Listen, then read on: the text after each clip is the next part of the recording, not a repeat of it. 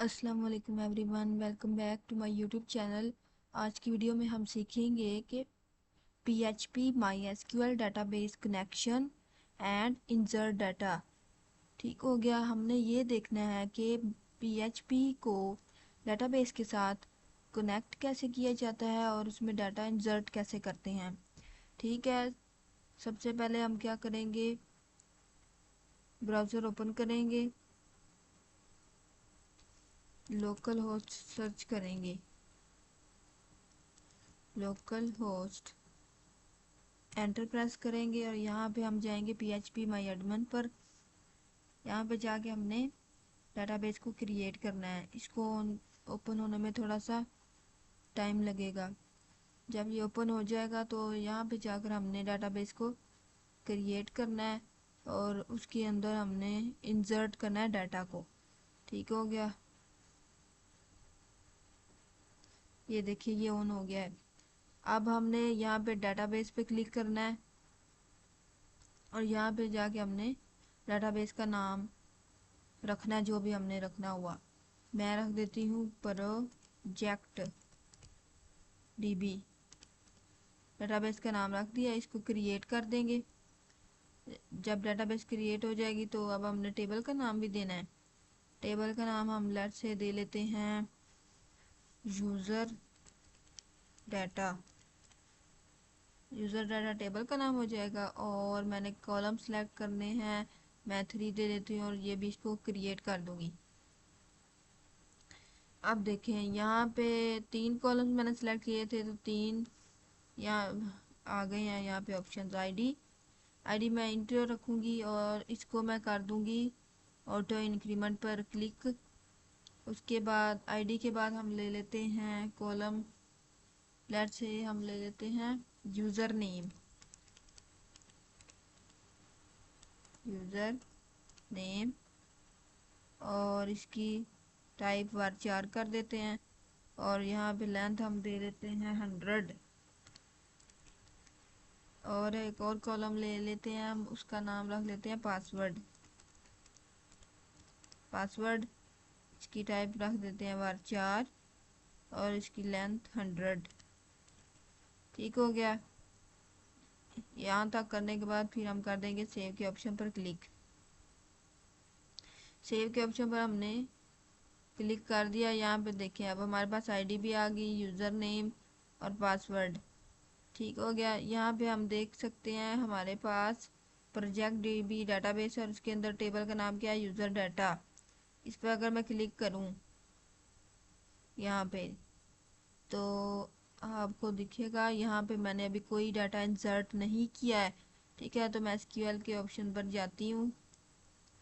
यहाँ पे जाके मैं लिख इंसर्ट करूँगी डाटा। उसके लिए कौन सी क्वेरी लगेगी, इंसर्ट इनटू, हमारे टेबल का नाम क्या है, यूज़र डाटा।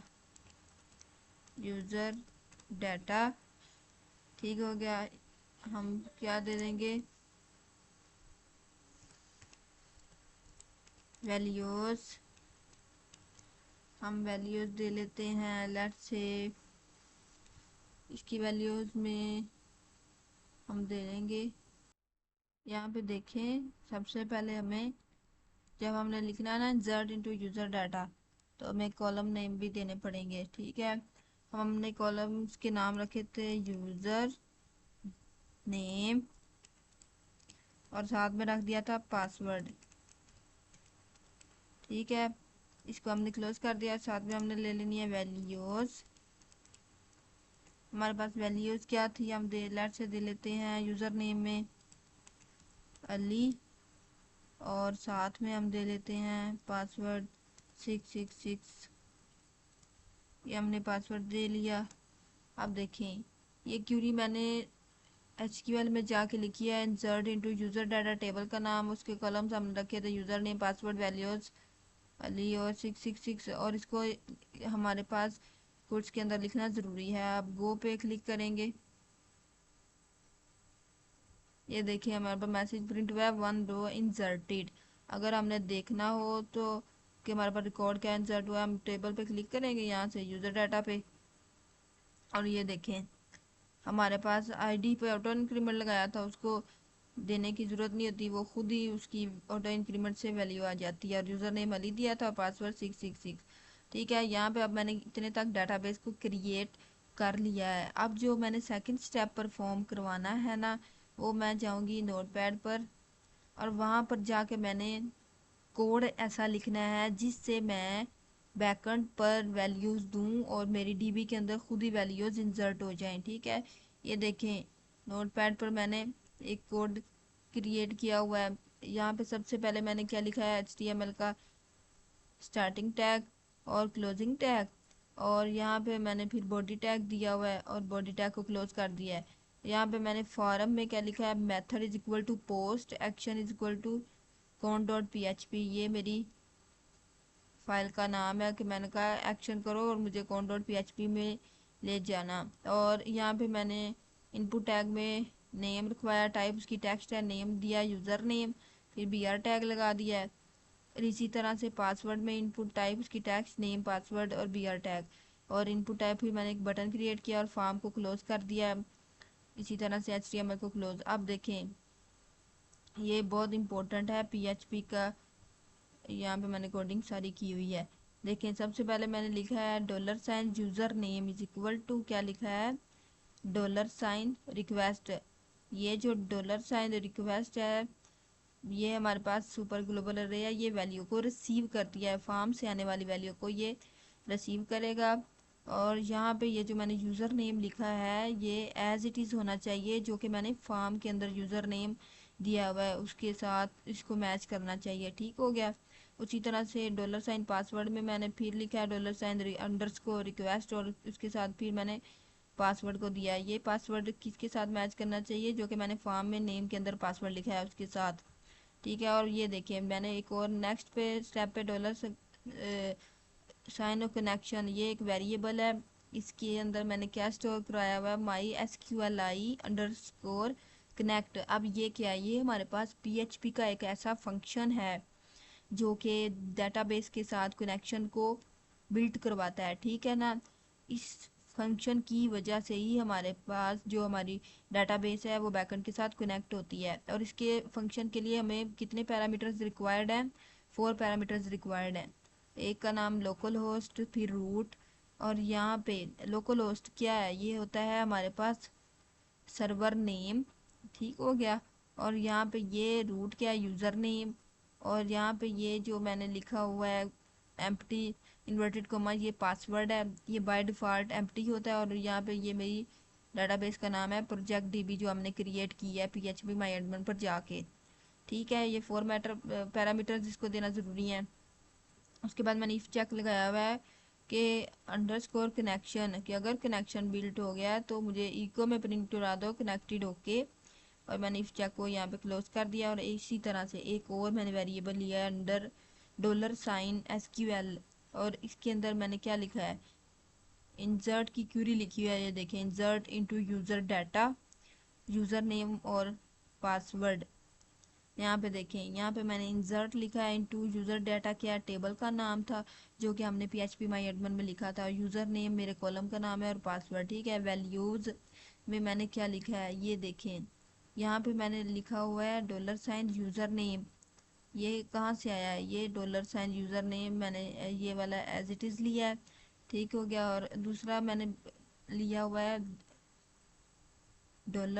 $पासवर्ड, ये भी वेरिएबल यहाँ से मैंने लिया हुआ है एज इट इज़। ठीक हो गया। इसके अंदर हमने यूज़र नेम एंटर करेंगे, वैल्यूज़ में जो भी हम एंटर करेंगे ना फॉर्म के अंदर वैल्यूज़, वो आ जाएंगे यूज़र नेम के अंदर। फिर जो हमारे पास पासवर्ड के अंदर हम पासवर्ड एंटर करेंगे वो इसके अंदर स्टोर हो जाएगा।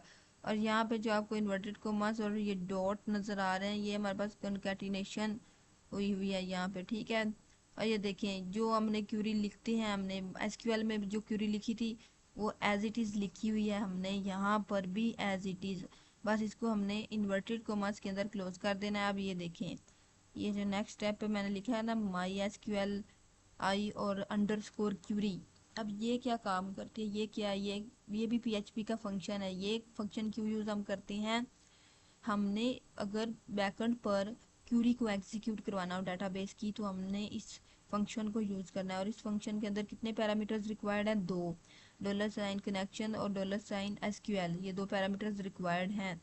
ठीक है। और ये देखिए $साइन कनेक्शन में क्या स्टोर था, हमारे पास कनेक्शन स्टोर है डीबी का, और $साइन SQL के अंदर क्या स्टोर है? क्यूरी स्टोर है। ठीक है। उसके बाद मैंने PHP को क्लोज कर दिया है। अब मैंने इसको कर लेना है सेव फाइल, सेव एज, इसका नाम हम रख देंगे con.php, और टाइप्स पे क्लिक करेंगे। और ये देखें, मैं आपको दोबारा से दिखा देती हूँ मैंने इसको कहाँ पे सेव किया था। ये देखें जैम्प में htdocs वेब, ये देखें वेब के फोल्डर में इसको मैंने सेव करना है। नो मेरा ऑलरेडी सेव है। ठीक है, इसको हमने सेव कर लिया। अब जो हमने स्टेप परफॉर्म करवाना है वो हमने क्या कराना है, हमने देखना है हमारा जैम्प सर्च करेंगे पहले और देखेंगे कि हमारा MySQL और अपाची स्टार्ट है, यानी मेरे स्टार्ट है। ठीक है, अगर आपके स्टार्ट ना हो तो आपने स्टार्ट कर लेने हैं। ठीक है, उसके बाद हमने जाना है ब्राउज़र पे और वहाँ पे जाके हमने लिखना है, इसको पहले हम करेंगे क्लोज और दोबारा से जाके लिखेंगे यहाँ पे जाके, देखें स्टार्ट से लिखेंगे लोकल होस्ट वेब con.php। ठीक है, इसको एंटर प्रेस करेंगे ना। अब ये देखिएगा